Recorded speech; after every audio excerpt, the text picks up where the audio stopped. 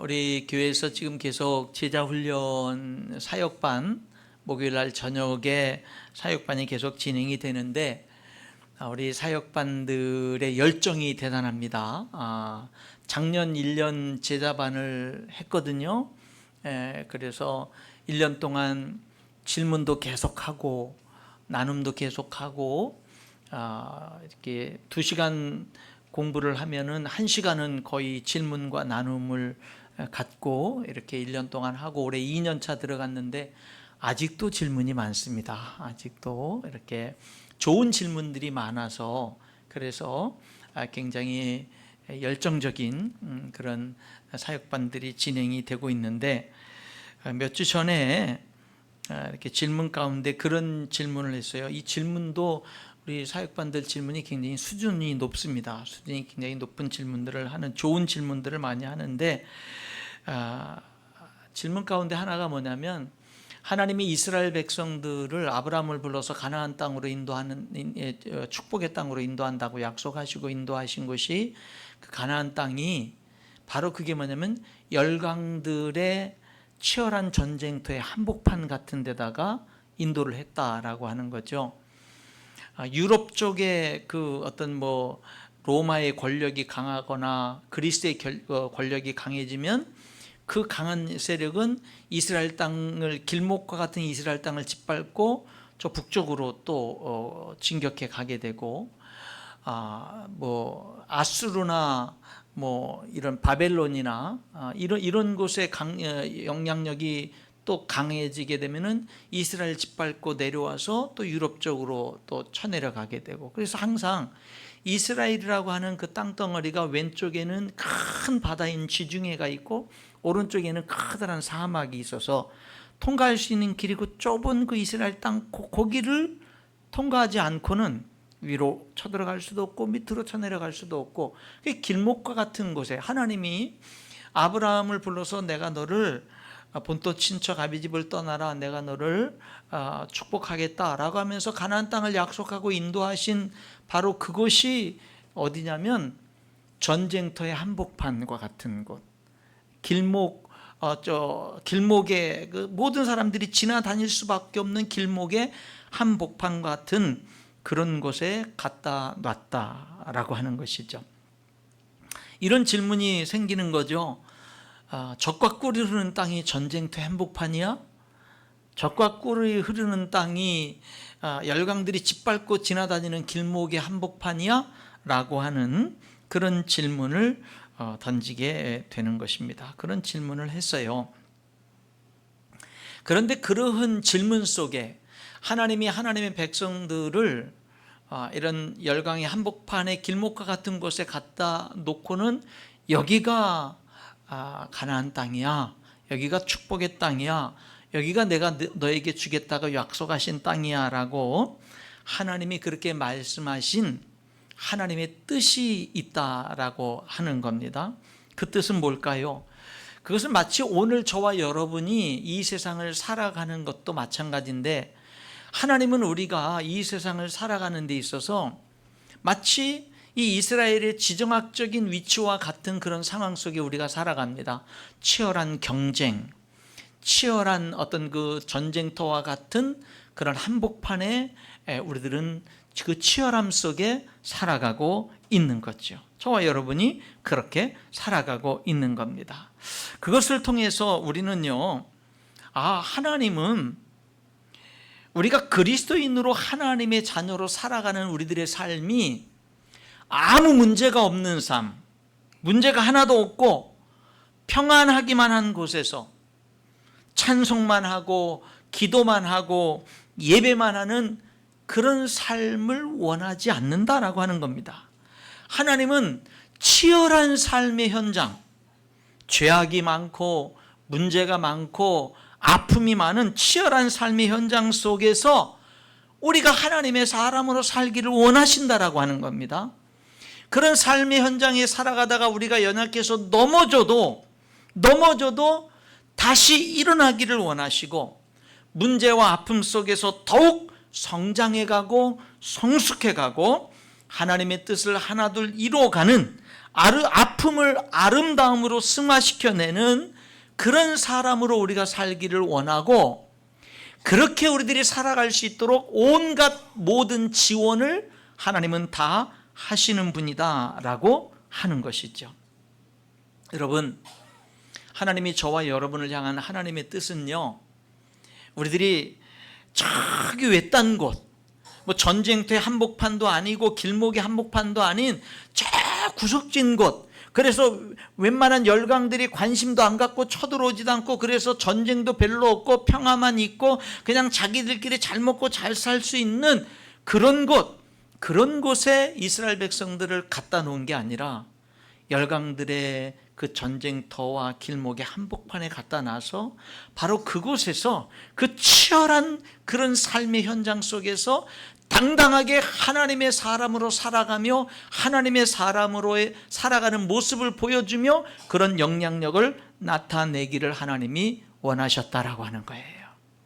그러니까 여러분들이 치열한 경쟁 속에서, 치열한 죄악 속에서, 치열한 삶의 문제 속에서, 치열한 아픔 속에서 여러분들이 이 세상을 살아가지만, 그 세상 속에서 하나님은 여러분들이 하나님을 바라보는 자로 살기를 원하고, 그 세상 속에서 하나님의 말씀을 붙들고 하나님의 말씀이 기준이 되는 삶을 살아내고, 그런 삶 속에서 넘어져도 하나님의 사랑 의지에서 다시 일어나고 하나님의 용서 의지에서 다시 일어나는, 넘어져도 죄악 가운데 넘어지고 연약한 가운데 넘어져도 다시 일어나는, 그래서 오히려 그 넘어진 것들이 하나님의 사랑과 용서를 통해서 다시 일어나는 체험을 통해서 오히려 그런 것들이 나에게 힘이 되고 나에게 경험이 되고 나에게 자산이 되는, 나에게 능력이 되는 그런 삶을 하나님이 살기를 원하신다 라고 하는 겁니다. 그래서 중요한 게 뭐냐? 하나님과 어떤 상황에서도 함께하는 것이 중요한 거예요. 어떤 상황에서도 하나님과 함께하는 삶이 중요하다라고 하는 겁니다. 오늘 성경 전도서 12장 1절은 너는 청년의 때에 너의 창조주를 기억하라 이렇게 말합니다. 청년의 때에 너의 창조주를 기억하라는 말은 하나님을 기억하라는 말이죠. 그런데 청년의 때에 하나님을 기억하라 이렇게 말하지 않고 창조주를 기억하라 그래요. 여러분은 피조물이라는 말입니다. 여러분의 진짜 주인은 하나님이라는 말을 하고 있는 거죠. 청년의 때의 창조주를 기억하라는 이 말씀에 좀 더 깊은 의미들을 한번 생각해 보기를 원하는데, 이 말씀 속에는 이런 뜻도 담겨져 있어요. 하나님 없는 삶은 결국 헛되다. 하나님 없는 수고는 결국 헛된 것이 되고 말 것이다 라고 하는 뜻도 담겨져 있습니다. 전도서를 시작하는 1장 2절 3절에 보면 전도자가 이르되 헛되고 헛되며 헛되고 헛되니 모든 것이 헛되도다. 해 아래에서 수고하는 모든 수고가 사람에게 무엇이 유익한가. 하나님 없는 삶은, 하나님 없는 수고는 헛되다라고 말합니다. 전도서 1장 8절에 눈은 보아도 족함이 없고 귀는 들어도 가득 차지 아니하도다. 무슨 말입니까? 아무리 온갖 것을 가지고 누려도 만족하지 못한다라는 말입니다.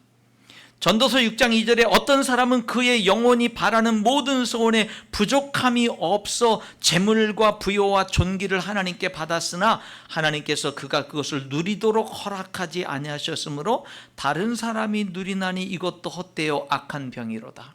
그러니까 어떤 사람은 많은 것을 가졌는데 정작 누리지 못하는 사람이 있다라는 거예요. 그가 가진 것을 다른 사람이 누린다라고 하는 거죠.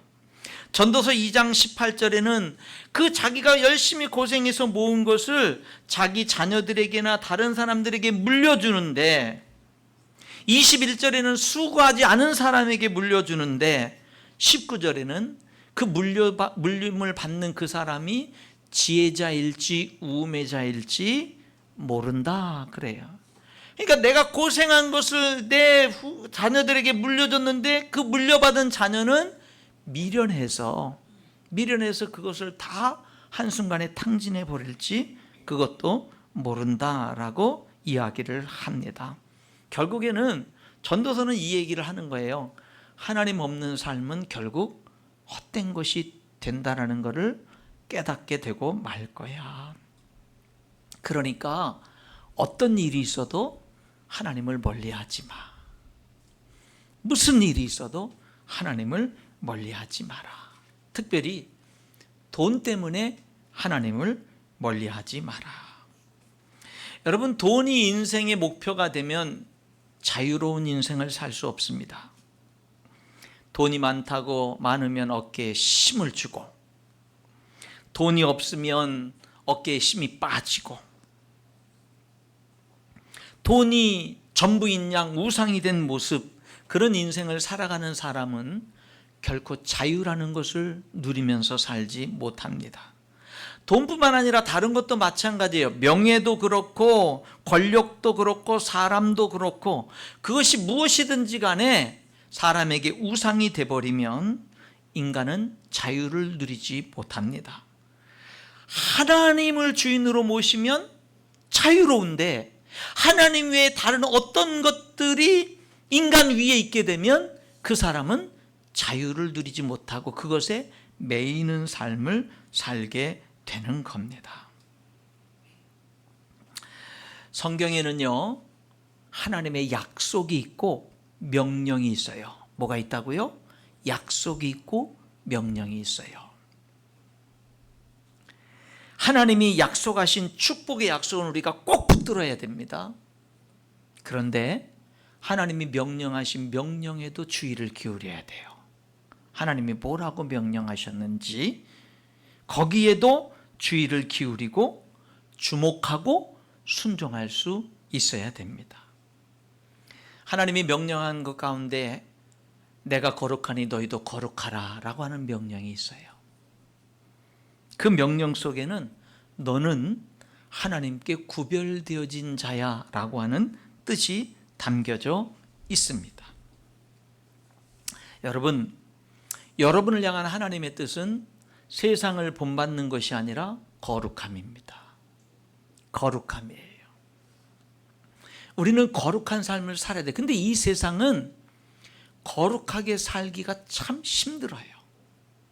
우리를 유혹하는 것이 너무나 많고 너무나 가까이에 있고, 그래서 우리가 이 세상에서 하나님의 자녀로 거룩하게 살기가 쉽지 않습니다. 그럼에도 불구하고 우리는 거룩한 삶을 살아야 되거든요. 어떻게 해야 거룩한 삶을 살까요? 여러분, 비법이 없어요. 그런데 그나마 거룩한 삶을 살 수 있는 비결은 뭐가 있느냐면, 내 몸을 하나님이 기뻐하시는 거룩한 산 제물로 적극적으로 드리는 거예요. 적극적으로 드리는 거예요. 그래야 확실하게 하나님께 속하고, 창조주 하나님이 나의 분명한 주인이라는 걸 분명하게 고백하고 내 자신을 적극적으로 하나님께 드려야, 그래야 우리들이 거룩한 삶을 살 수 있지. 내 삶을, 내 자신을 적극적으로 하나님께 드리지 않으면서 거룩한 삶을 살아야지 아무리 몸부림쳐도 끝없는 죄의 유혹 앞에 결국에는 무너지게 되고 넘어지게 된다라고 하는 거예요. 그래서 여러분, 우리가 정말로 적극적인 하나님 앞에 정말 거룩한 삶을 살기 위해서 정말 필요한 것은 적극적으로 내 자신을 하나님께 드리는 거예요. 적극적으로 드리는 겁니다. 그리고 그렇게 적극적으로 드리는데도 불구하고 거룩한 삶이 완전할 수 없어요. 그 다음에 필요한 게 뭐냐면 회개하는 거예요. 여러분, 회개하면 하나님이 용서해 주시는 줄 믿습니다. 우리는 완전하지 못해서 아무리 적극적으로 내 자신을 드리면서 거룩한 삶을 살아도 또 넘어지거든요. 우리 청년의 때는 더더욱 자주 넘어질 수가 있어요.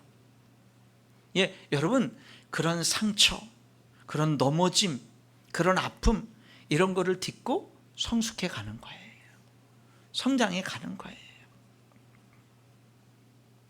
그런 거를 잘 극복하는 게 중요한 거예요. 잘 일어나는 게 중요한 거예요. 그러기 위해서 하나님이 우리에게 주신 축복이 회개라는 축복입니다.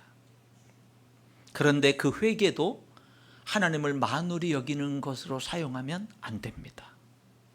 진심으로 뉘우치고 돌아서는 회개가 돼야 되는 거예요. 그러면은 다 용서해 주셔요. 회개조차도 합력해서 선을 이루신다라고 하는 겁니다. 내가 지은 죄에 내가 죄로 더러워지고 넘어지고 사로잡히고 그래서 실패자로 내 인생을 끝나는 것이 아니라 오히려 실패와 넘어짐을 통해서 배우고 교훈을 얻고 그리고 하나님의 용서와 사랑으로 다시 일어서고 교훈을 얻고 더 성숙해지고 더 강건해지고 더 멋진 사람이 되라고 그런 실패와 좌절과 절망을 딛고 일어서서 합력해서 선을 이루고 더 멋진 사람이 되라고 하나님이 용서해 주시는 거예요. 사랑해 주시는 거예요. 그렇게 되라고 7번을 70번이라도 용서해 주시고 그 이상이라도 용서해 주시고 또 용서해 주시는 것입니다. 성도 여러분, 우리 청년 여러분, 하나님께 적극적으로 자신을 드릴 수 있기를 축원합니다. 하나님이 목표가 되고 하나님이 중심이 되고 하나님이 나에게 진정한 주인이 될 때 비로소 자유라는 것이 무엇인지 알게 되고 자유를 누릴 수가 있게 되는 겁니다. 청년의 때의 창조주를 기억하라. 또 무슨 뜻이 있을까요? 청년의 때를 이렇게 표현할 수 있을 것 같아요. 인생의 가장 중요한 때에, 인생의 가장 좋은 때에 라고도 말할 수 있을 것 같아요. 그러니까 청년의 때에 헌신하는 것은 가장 좋은 것을 하나님께 드리는 거예요. 청년의 때에 헌신하는 것은 가장 좋은 것을 하나님께 드리는 거예요. 우리 청년들 하나님께 진심으로 헌신할 수 있기를 축원합니다. 진심으로 하나님께 헌신하라 이 말이에요. 하나님께 우리는 가장 좋은 것을 드릴 수 있어야 돼요. 하나님께 가장 좋은 것을 드려야 돼요. 가장 좋은 때를 드려야 돼요. 청년의 때가 가장 좋은 때라고 한다면 청년의 때를 지난 우리 어른들의 세대는 어느 때가 가장 좋은 때일까요? 하나님께 드릴 수 있는 가장 좋은 때는 어느 때일까요? 지금이죠. 내 남은 모든 인생 가운데 내가 하나님께 드릴 수 있는 가장 좋은 때는 언제일까요? 바로 지금인 것이죠. 지금입니다. 지금. 여러분, 우리는요 하나님께 가장 좋은 것, 가장 좋은 때를 드릴 수 있어야 되는 거예요. 청년이여 내 어린 때를 즐거워하며 내 청년의 날들을 마음에 기뻐하여 마음에 원하는 길들과 내 눈이 보는 대로 행하라. 그러나 하나님이 이 모든 일로 말미암아 너를 심판하실 줄 알라. 그 바로 윗구절인 전도서 11장 9절입니다. 청년이여 내 어린 때를 즐거워해라. 마음의 청년의 때를 마음에 기뻐하여 마음에 원하는 대로 행해라. 내 눈이 보는 대로 행해라. 그러나 하나님이 이 모든 일로 말미암아 너를 심판하실 줄 알라. 저는 이 구절을 한동안 젊었을 때 한동안 어떻게 받아들였느냐면 청년의 때라고 네 마음대로 살아봐라. 하나님이 심판이 있어. 이렇게 생각을 했어요. 근데 지금 이 구절을 읽는 제 시선은 달라져 있어요. 이거를 저는 어떻게 받아들이냐면, 야, 청년의 때는 있지 실패해도 괜찮은 때야. 실패해도 다시 일어날 수 있는 때야. 청년의 때는 실패해도 괜찮고 실패가 오히려 교훈이 돼서 인생이 더 큰 축복이 될 수 있는 때가 청년의 때야. 그러니까 청년의 때에는 하고 싶은 거 마음대로 해. 하고 싶은 거 마음대로 해. 내가 원하는 대로 하고 내 눈이 보기 좋은 대로 하고 너가 하고 싶은 대로 마음껏 하고 싶은 거를 실패를 두려워하지 말고 하고 싶은 거 좀 마음껏 도전하는 삶을 살아. 청년의 때는. 그런데 방종하는 삶은 아니야. 방종과는 달라. 그러니까 그렇게 내가 하고 싶은 대로 내가 눈이 보기 좋은 대로 내가 원하는 대로 그렇게 하지만 하나님이 계신 것은 믿어. 하나님이 계신 것은 믿고 사람이 모든 것은 심는 대로 거둔다라는 결과가 있다는 것은 명심을 해. 그러니까 방종은 아니야. 방종은 아닌데 실패 같은 거 두려워하지 말고, 실패해도 괜찮으니까 실패 같은 거 두려워하지 말고 마음껏 도전해보는 그런 삶을 살아. 하나님 믿고 하나님과 함께 하나님을 인정하고 하나님께 도움을 구하며 정말로 하나님 앞에서 한번 하나님께 도움을 구하면서 마음껏 한번 도전해보는 삶을 살아 라는 그런 긍정적인 말씀으로 저에게는 지금 다가오고 있다라고 하는 것이죠. 우리 청년들, 실패를 두려워하지 마세요. 실패해도 다시 일어나세요. 하나님이 용서해 주시고 하나님이 사랑하시거든요. 하나님이 그 실패를 통해서 여러분이 더 큰 사람으로 살아가기를 원해요. 고린도서에 그런 말씀이 있잖아요. 하나님은 위로의 하나님이야. 그래서 우리가 이 세상에서 많은 어려움을 당하고 환난과 고난을 당하잖아. 그런데 고난이 크면 클수록 하나님의 위로가 커. 그래서 우리가 아무리 큰 고난과 환난과 어려움을 당해도 하나님의 위로로 능히 다 이겨낼 수 있어. 그래서 하나님은 우리가 당하는 그런 모든 크고 작은 그 고난들을 위로해서 우리로 하여금 능히 그것을 극복하게 하고 난 다음에 그것을 극복한 우리가 다른 어려움을 당하는 사람들을 위로할 수 있는 사람이 되게 하시는 분이야 라고 말씀하고 있어요.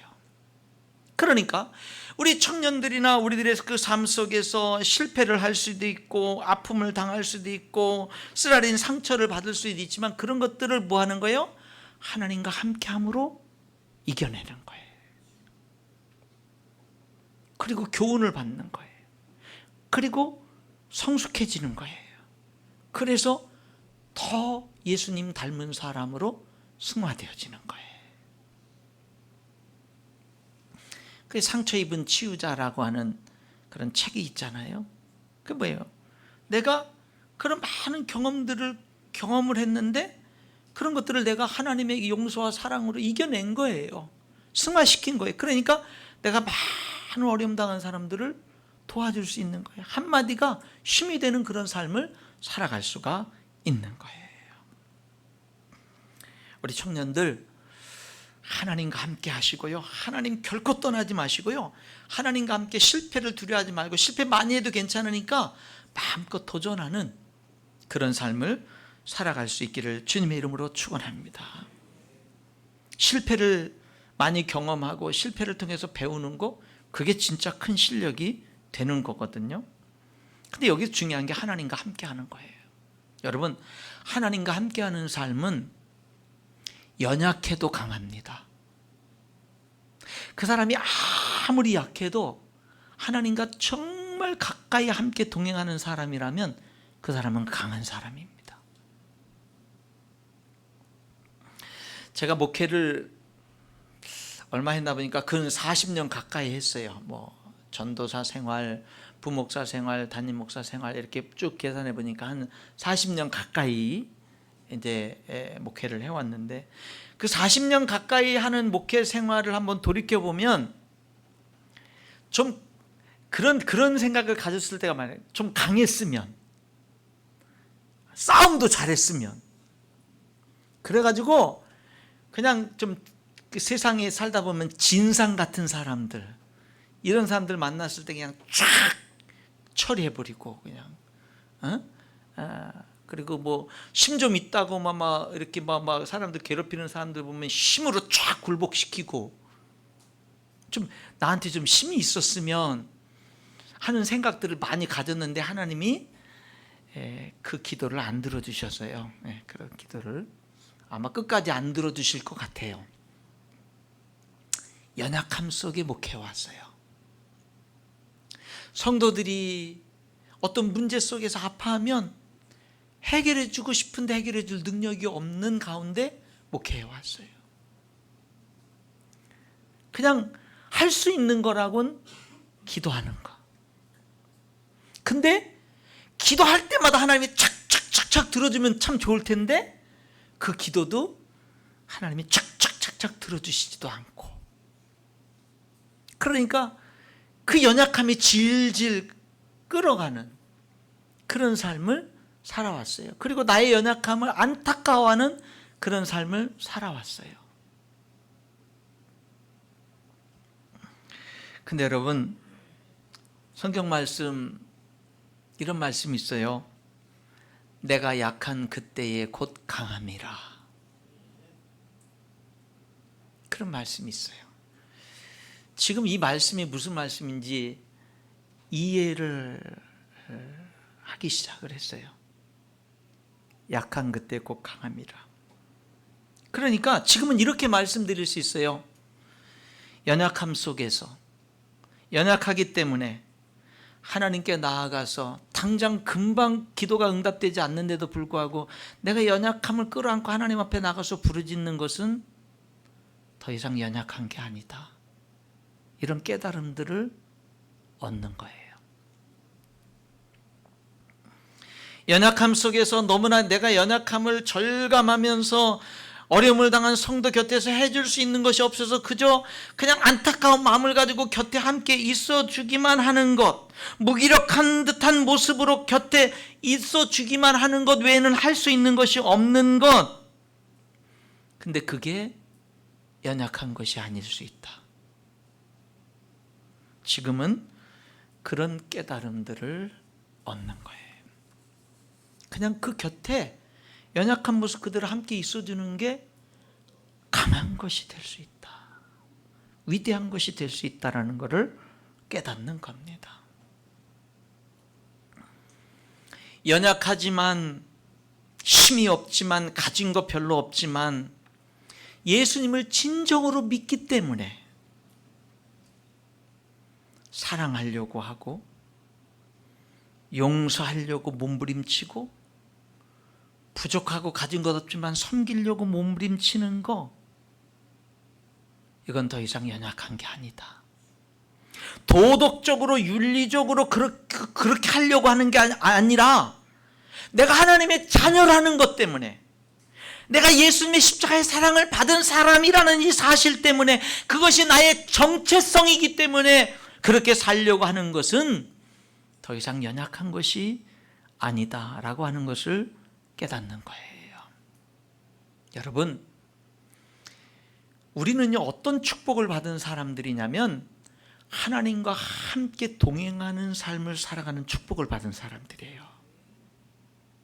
여러분들은 이 세상에 다른 수많은 것들이 유혹하지만 하나님과 함께 동행하는 것과 비교할 수 있는 것 없어요. 다른 것들은요 순간의 쾌락과 어떤 것들을 줄지 모르지만 금방 우리들에게 뭐를 가져다 주냐면 엄청난 목마름을 가져다 줘요. 이게 아니었구나라는 것들을 깨닫게 해요. 그런데 하나님은요 이상하게 하나님을 주인으로 모시고 사는 삶은 구속되는 것 같은데 깊이 들어가면 들어갈수록 자유해지는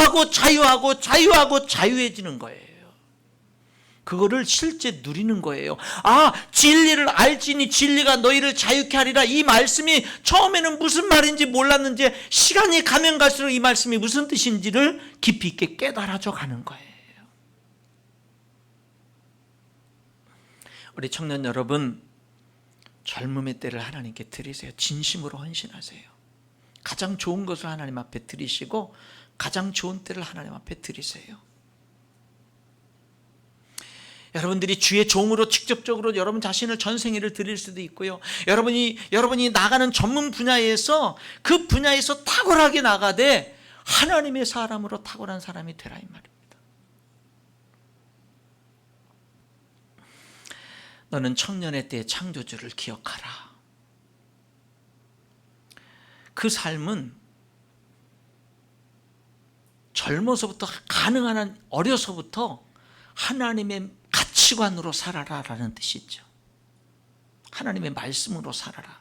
그 말씀, 그 하나님의 가치관 쪽에 오늘 우리들이 기억해야 될 말씀이 뭐냐면 12장 1절이었는데 한 장 앞에 11장 1절. 너는 내 떡을 물 위에 던져라. 여러 날 후에 도로 찾으리라. 7에게나 8에게 나눠줄지어다. 무슨 재앙이 땅에 임하는지 내가 알지 못함이니라. 하나님의 가치관, 어떻게 살라는 거예요? 떡을 물 위에 던지라는 거예요. 떡을 물 위에 던지면 어떻게 해요? 여러분, 흘러가는 강물에 떡을 던지면 그게 나에게 유익이 돼요? 손해 같고 낭비 같죠? 근데 여러 날 후에 도로 찾으리라. 그 뜻이 뭐예요? 떡을 물에 던지는 게 뭐예요? 2절이에요. 7에게나 8에게 나눠주는 거예요. 그게 떡을 물에 던지는 거예요. 다른 사람들에게 베푸는 거예요. 베푸는 거예요. 여러분, 우리 성도들이 이렇게 우리 주변에 어려운 사람들이나 우리가 지역사회와 함께하는 교회를 실천하기 위해서 열심히 노력들을 합니다. 우리가 뭐 산불 피해 분들을 위해서도 돕고, 그 다음에 뭐 미얀마 지진 피해를 위해서도 돕기도 했지만, 꾸준히 해나가는 우리 선할다리 사역을 위해서도 돕고, 또 때로는 동사무소를 통해서 돕고, 어쨌든 우리들이 지역사회를 돕기 위해서 열심히 노력을 해요. 여러분, 그런데 그렇게 성도들이 노력하는 사람들이 여러분 완전해서 하는 게 아니라는 사실을 아십시오. 부족함이 많고 허물이 많고 연약함이 많아요. 그 삶들의 부족함도 있어요. 그런데 여러분, 하나님의 말씀대로 살려고 노력하는 거예요. 그건 진심인 거예요. 진심인 겁니다. 여러분, 완전한 사람이 하나님의 일을 하는 게 아니에요. 부족한 가운데 일하는 거예요. 부족한 가운데 일하는 거예요.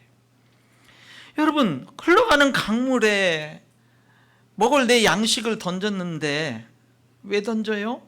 누군가 도와주는 거죠. 근데 그것을 찾아요? 여러 날 후에 도로 찾아요? 대개 못 찾는다고 그러죠. 낭비라고 생각을 하죠. 그런데 아니라는 거예요.